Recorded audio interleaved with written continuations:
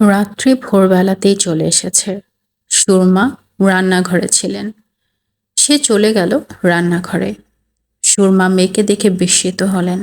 এ কি চেহারা হয়েছে মেয়ের! মুখ শুকিয়ে কেমন অন্যরকম দেখাচ্ছে। চোখ লাল। তোর কি হয়েছে? কিছু হয়নি। ঠিক করে বল কি হয়েছে। রাতে ঘুম হয়নি মা, সারা রাত জেগেছিলাম। সুরমা আর কিছু জিজ্ঞেস করলেন না, রুটি বেলতে লাগলেন। বিনতি রুটি সেঁকছে এবং নিজের মনেই হাসছে।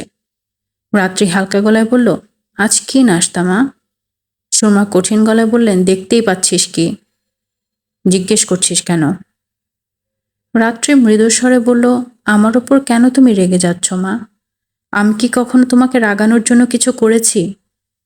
সুরমা উত্তর দিলেন না। রাত্রি আবার বলল, চুপ করে থাকবে না, বলো তুমি, কখনো কি তোমাকে রাগানোর মতো কোনো কারণ ঘটিয়েছি?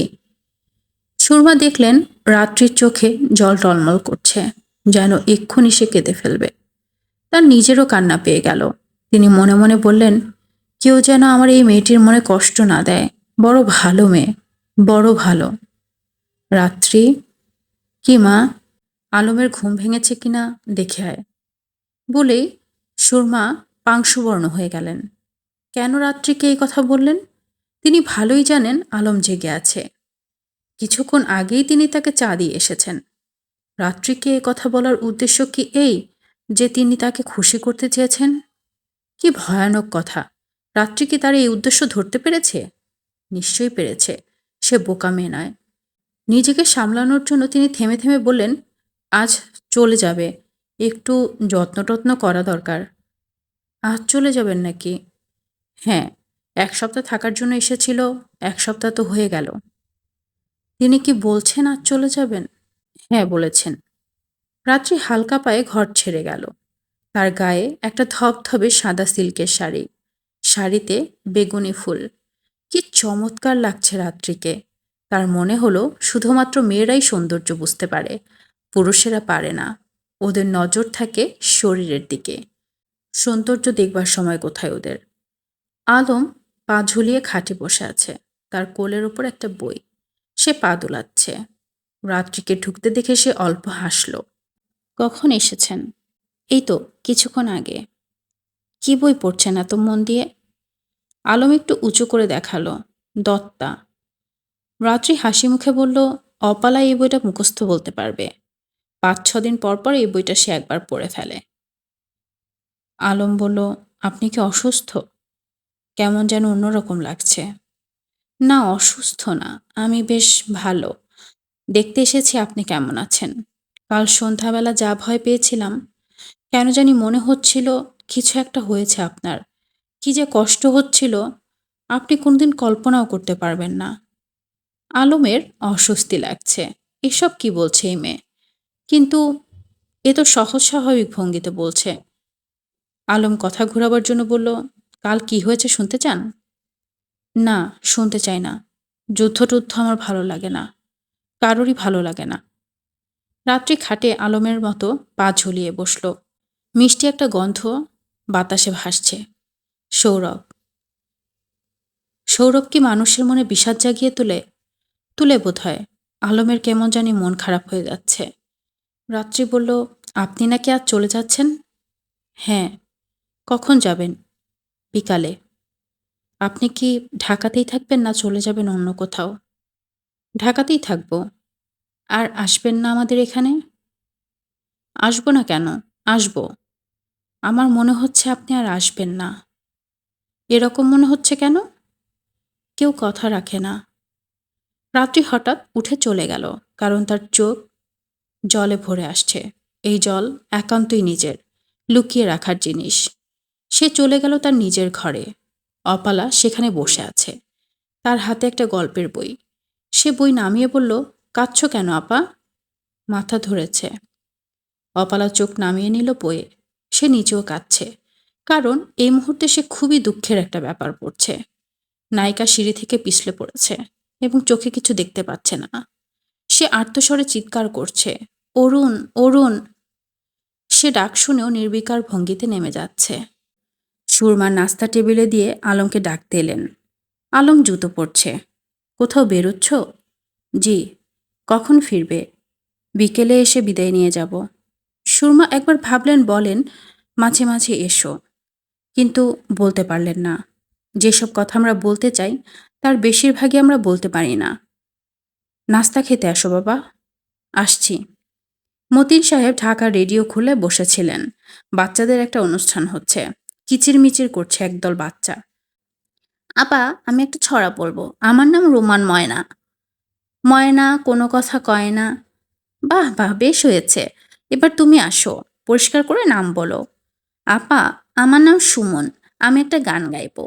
রচনা বিদ্রোহী কবি কাজী নজরুল। কাবেরী নদী জলে কে গো বালিকা। চমৎকার হয়েছে। এবার তুমি আসো। মতিন সাহেব বিড়বিড় করে বললেন, এদের ধরে চাপকানো উচিত। এ সময় গান গাচ্ছে, ছড়া বলছে। কত বড় স্পর্ধা। সুরমা এসে বললেন, নাস্তা দেয়া হয়েছে, খেতে আসো।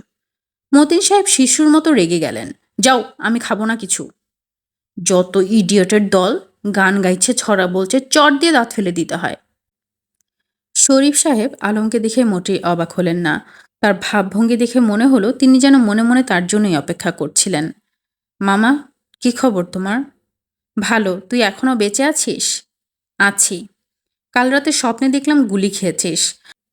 তখনই বুঝলাম তুই ভালো আছিস। আমার স্বপ্ন সবসময় উল্টো হয়। শরীফ সাহেব কোমরের লুঙ্গি আঁট করতে করতে উঠে দাঁড়ালেন। ৯টা বাজে। অফিসে যাবার জন্য তৈরি হতে হবে। কিন্তু কেন যেন অফিসে যেতে ইচ্ছা করছে না। লুঙ্গি বদলে প্যান্ট পরতে হবে ভাবতেই খারাপ লাগছে। চা খাবি? না। কফি? কফি খাবি? একটা ইনস্ট্যান্ট কফি কিনেছি। চা বানানোর মহা হাঙ্গামা। কাজের ছেলেটা আমার একটা সুটকেস নিয়ে পালিয়ে গেছে। বলতে বলতে তার হাসি পেয়ে গেল, কারণ সুটকেসটিতে কিছু পুরনো ম্যাগাজিন ছাড়া কিছু ছিল না। ছাত্রজীবনে কিছু গল্প কবিতা লিখতেন। তার কয়েকটি ছাপাও হয়েছিল সুটকেস বোঝাই সেই সব ম্যাগাজিনে। হাসছো কেন? ব্যাটা খুব ঠক খেয়েছে। সুটকেস খুলে হাও মাও করে কাঁদবে। আলমের মনে হলো তার মামার হাসির ভঙ্গিটি কেমন যেন অস্বাভাবিক। সুস্থ মানুষের হাসি নয়, অসুস্থ মানুষের হাসি। আলম, বলো। তোর চিঠি তোর মাকে পৌঁছে দিয়েছি। মা ভালো আছেন? জানি না। জানি না মানে? দেশের বাড়িতে পাঠিয়ে দিয়েছি। ভালো করেছ। ভাবছি নিজেও চলে যাব। রাতে ঘুম হয় না। যাও, চলে যাও। কিন্তু ওরা খুঁজে বের করে ফেলবে। ফখরুদ্দিন সাহেব পালিয়ে গিয়েছিলেন। মানিকগঞ্জ তার শ্বশুরবাড়ি থেকে ধরে নিয়ে এসেছে। এখন বোধহয় মেরেই ফেলেছে। খাবি তুই কফি? দাও। ফার্মগেটের অপারেশনে তুই ছিলি? হুম। ভালোই দেখিয়েছিস। আলম হাসল। হাসি মুখে বলল, তোমার সামনে সিগারেট খেলে তুমি রাগ করবে? খেতে ইচ্ছা হলে খা। লায়েক হয়ে গেছিস, এখন তো খাবি। কফি ভালো হলো না, অতিরিক্ত কড়া হয়ে গেল। হালকা করার জন্য দুধ ও গরম পানি মেশানোর পর তার স্বাদ হলো আরও কুৎসিত। শরীফ সাহেব খুব বিকৃত করে বললেন, পেচ্ছাবের মতো লাগছে, ফেলে দে, আবার বানাবো। আর বানাতে হবে না। মামা, একটা কথা শোনো। বল, শুনছি। আমি যদি তোমার এখানে থাকি কয়েকদিন, তোমার অসুবিধা হবে? না। আগে যেখানে ছিলি সেখানে কি অবস্থা? জানাজানি হয়ে গেছে? তা না, ভদ্রমহিলা একটু ভয় পাচ্ছেন। তাছাড়া আমি বলেছিলাম ১ সপ্তাহ থাকবো। ১ সপ্তাহ হয়ে গেছে। কখন আসবি? বিকেলে। আমাকে একটা চাবি দাও। শরীফ সাহেব চাবি বের করে দিলেন এবং দ্রুত কাপড় পরতে শুরু করলেন। আলম এখানে থাকলে অফিস মিস করা উচিত হবে না। আলম, বলো মামা। একটা সাকসেসফুল অপারেশনের পর ওভার কনফিডেন্ট হবার একটা সম্ভাবনা থাকে। খুব সাবধান। এরা এখন পাগলা কুত্তার মতো। দারুণ সতর্ক। পাগলা কুত্তারা খুব সতর্ক হয়, জানিস তো। আমরাও সতর্ক। স্বপ্ন দেখে মনটা একটু ইয়ে হয়ে গেল। যদিও জানি আমার স্বপ্ন সবসময় উল্টো হয়। প্রমোশন পাওয়ার একটা স্বপ্ন দেখলাম একবার, হয়ে গেল demotion. Officer on special duty বানিয়ে বেইজ্জত করলো। শরীফ সাহেব আবার হাসতে শুরু করলেন। অন্যরকম হাসি, অসুস্থ মানুষের হাসি। বুঝলি আলম, এই যুদ্ধ দীর্ঘদিন চলবে। Maybe for years. চায়না কেমন চুপ মেরে আছে দেখছিস না? অন্য দেশগুলি চুপ করে আছে, আমি মাইন্ড করছি না। কিন্তু চায়না পাকিস্তান সমর্থন করবে কেন? ওয়াই? মানুষের জন্য মমতা নেই চায়নার, এটা ভাবতেই মনটা খারাপ হয়ে যায়। ওয়াই চায়না, ওয়াই? অফিসে যাবে না মামা? না। ইচ্ছা করছে না। শুয়ে থাকবো। সিক রিপোর্ট করব। আসলেই সিক লাগছে। দেখ তো কপালে জ্বর আছে কিনা। জ্বর নেই। না থাকলেও হবে। জ্বর হবে, সর্দি হবে, কাশি হবে, ডায়রিয়া হবে। শরীফ সাহেব শব্দ করে হাসতে লাগলেন, গা দুলিয়ে হাসি। ঝিকাতলার একটা বাসায় সবাই একত্র হয়েছে। রহমানও আছে। সে এখন মোটামুটি সুস্থ। জ্বর নেমে গেছে। দাড়ি গোঁফ কামানোয় তাকে বালক বালক লাগছে। পরবর্তী অপারেশন নিয়ে কথাবার্তা হচ্ছে। নতুন মানুষের ভেতর মিনহাজ উদ্দিনকে দেখা যাচ্ছে। তার কাছে থেকে জানা গেল আরও কিছু ছোট ছোট গ্রুপ শহরে ঢুকেছে। এরা পাওয়ার স্টেশন নষ্ট করতে চেষ্টা করবে। ট্রান্সফরমার উড়িয়ে দেওয়ার কাজটা বাইরে থেকে বোমা মেরে করা যাবে না। সাহায্য আসতে হবে ভেতর থেকে। প্লাস্টিক এক্সপ্লোসিভ লাগিয়ে বিস্ফোরণ ঘটাতে হবে। সাহায্য করতে সবাই আগ্রহী, কিন্তু সবাইকে দিয়ে এ কাজ হবে না। ঠিক লোকটিকে বেছে নিতে হবে। সাহসী এবং বুদ্ধিমান একজন মানুষ। মুশকিল হচ্ছে এই দুটি জিনিস খুব কম সময়ে একত্রে পাওয়া যায়। সাধারণত সাহসী লোকদের বুদ্ধি কম থাকে। মিনহাজ সাহেব বললেন, আলম সাহেব, আপনারা যা করছেন এটা হচ্ছে হিরোইজম। ঠিক এই মুহূর্তে আমাদের বীরত্বের দরকার নেই। আমরা এখন চাই ওদের বিরক্ত করতে, বোমা ফাটিয়ে, গ্রেনেড ফাটিয়ে নার্ভাস করে ফেলতে। বুঝতে পারছেন? পারছি। কথাগুলি কিন্তু আমার না, কমান্ড কাউন্সিলের। তাও জানি। এমন সব জায়গায় যান যেখানে মিলিটারি নেই, সরাসরি সংঘর্ষের সম্ভাবনা নেই। যেমন ধরুন পেট্রোল পাম্প। পেট্রোল পাম্প উড়িয়ে দিন। দর্শনীয় ব্যাপার হবে। আলম হাই তুলল। মিনহাজ সাহেব একজন বিরক্তিকর মানুষ। কথা বলে মাথার পোকা নাড়িয়ে দেয়। একই কথা ১০০ বার বলে। আলম সাহেব, বলুন শুনছি। আজ আপনাদের কি প্রোগ্রাম? আছে কিছু। বলুন শুনি। বলার মতো কিছু না। মিনহাজ সাহেব মুখ কালো করে ফেললেন। এত অল্পতে মানুষ এত আহত হয় কেন আলম ভেবে পেল না। মিনহাজ সাহেবের অন্য দল। তাদের সঙ্গে এ দলের কাজকর্মের আলোচনার কি তেমন কোনো দরকার আছে? কোনো দরকার নেই। আশফাক তার পিক আপ নিয়ে উপস্থিত হলো ২টোর সময়। তার সঙ্গে সাদেক। আশফাক দাঁত বের করে বলল, নিজের গাড়ি আনলাম। নিজের জিনিস ছাড়া কনফিডেন্স পাওয়া যায় না। আলম বিরক্ত হয়ে বলল, একই গাড়ি নিয়ে দ্বিতীয়বার বের হতে চাই না। সাদেক নির্বিকার ভঙ্গিতে বলল, ঢাকা শহরে এরকম পিক আপ ৫,০০০ আছে। তুই ভেজর ভেজর করিস না, উঠে আয়। রোজ একটা করে নতুন গাড়ি পাবো কোথায়? ছোট কাজ চট করে সেরে চলে আসবো। সবার যাওয়ার দরকার নেই। গাড়িতে উঠল ৩ জন। ড্রাইভারের পাশে আলম। পেছনের সিটে নুরু এবং সাদেক। তারা চলে গেল মগবাজারের একটা পেট্রোল পাম্পে। জায়গাটা খারাপ না, ওয়্যারলেস স্টেশনের কাছে। ঠিকমতো বিস্ফোরণ ঘটাতে পারলে পাকিস্তানিদের বড় ধরনের একটা চমক দেয়া যাবে। সবাই বসে রইল পিক আপে। লম্বা লম্বা পা ফেলে নেমে গেল সাদেক। যেতে যেতে শীষ দিচ্ছে। কাচের ঘরের ভেতর যে গোলগাল লোকটি বসেছিল তাকে হাসি মুখে বলল, মন দিয়ে শুনুন কি বলছি। আমরা আপনার এই পেট্রোল পাম্পটা উড়িয়ে দেব। আপনি লোকজন নিয়ে সরে পড়ুন, কুইক। লোকটি চোখের পাতা পর্যন্ত ফেলতে ভুলে গেল। তাকিয়ে রইল মাছের মতো। সাদেক বলল, আমার কথা বুঝতে পারছেন তো? জি পারছি। তাহলে দেরি করছেন কেন? আপনারা মুক্তিবাহিনী? হ্যাঁ। লোকটি হাঁসের মতো ফ্যাসফ্যাসে গলায় ডাকতে লাগলো, হিসামুদ্দিন, হিসামুদ্দিন, ও হিসামুদ্দিন। বিস্ফোরণ হলো ভয়াবহ। বিশাল আগুন দাউ দাউ করে আকাশ স্পর্শ করল। বিকট শব্দ হতে থাকলো। কুণ্ডুলি পাকিয়ে উঠছে কালো ধোঁয়া। অসংখ্য লোকজন ছুটোছুটি করছে। চিৎকার, হইচই, হিসির শব্দ হচ্ছে। ভয়াবহ ব্যাপার। আশফাকের পিক আপ ছুটে চলছে। নুরু ফিসফিস করে বলল, পেট্রোল পাম্পে গ্রেনেড না ছোড়াই ভালো। এই অবস্থা হবে কে জানতো। ঘণ্টা বাজিয়ে চারিদিক থেকে ফায়ার ব্রিগেড আসছে। বিস্ফোরণে যারা ভয় পায়নি তারা এবার ভয় পাবে। ফায়ার ব্রিগেডের ঘণ্টা অতি সাহসী মানুষের মনেও আতঙ্ক ধরিয়ে দেয়। আলম হঠাৎ করে লক্ষ্য করল পেছন থেকে দৈত্যাকৃতি একটি ট্রাক ছুটে আসছে। অনুসন্ধানী ট্রাক। বিস্ফোরণের রহস্যের সন্ধান করেছে নিশ্চয়ই। ট্রাকের মাথায় ২টি মেশিনগান নিয়ে দাঁড়িয়ে আছে ২জন গানার। এরা কি তাদের পিক আপ থামাবে এবং বলবে তোমরা কারা? কোথায় যাচ্ছ? বের হয়ে আসো, হাত ওপরে তোলো। আলমের মাথা ঝিমঝিম করছে, পেটের ভেতর কি জানি পাক খাচ্ছে। এই ট্রাক ওদের থামাবে, নিশ্চয়ই থামাবে। বোঝা যায়, কিছু কিছু জিনিস টের পাওয়া যায়। বিশেষ বিশেষ সময়ে সিক্স সেন্স কাজ করে। আলম ফিসফিস করে বলল, আশফাক, সাইড দাও, মাথা ঠান্ডা রাখো সবাই। আশফাক গাড়ি প্রায় ফুটপাতের ওপর তুলে ফেলল। ট্রাক থামল না। গানার দুজন পলকের জন্য তাকালো তাদের দিকে। ওদের চোখ কাচের মতো ঠান্ডা। সাদেক কপালের ঘাম মুছে বলল, একটা বড় ফাড়া কাটা গেছে। আমার কেন জানি মনে হচ্ছিল এরা আমাদের জন্যই এসেছে। আলম, তোর কি এরকম মনে হয়েছে? আলম জবাব দিল না। সাদেক বলল, কেন জানি দারুণ একটা ভয় লেগে গেল। আমার কখনো এরকম হয় না। মরার ভয় আমার নেই।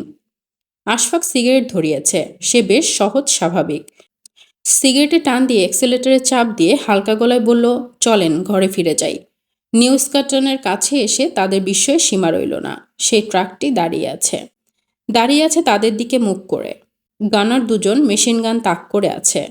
কিছু সৈন্য নেমে এসেছে রাস্তায়। তাদের একজন মাঝ রাস্তায় চলে এসেছে, বাঁশি বাজাচ্ছে এবং গাড়ি থামাতে বলছে। এর মানে কি? আলম ফিসফিস করে বলল, আশফাক, কেটে বেরিয়ে যেতে চেষ্টা কর।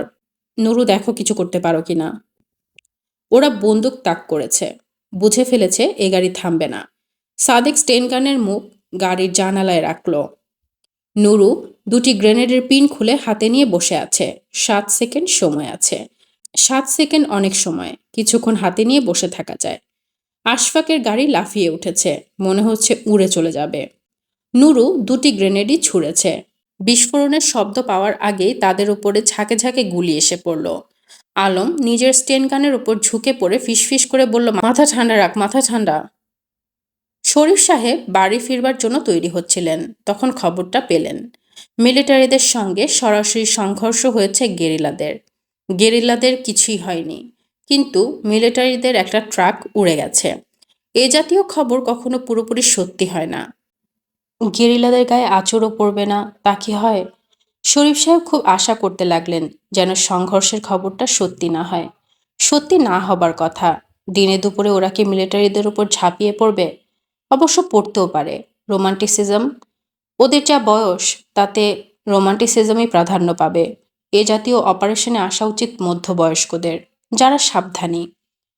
তিনি বাড়ি ফিরে কাপড় না ছেড়েই বারান্দার ইজি চেয়ারে বসে রইলেন। আলমের জন্য অপেক্ষা। সে আসছে না। দেরি করছে কেন?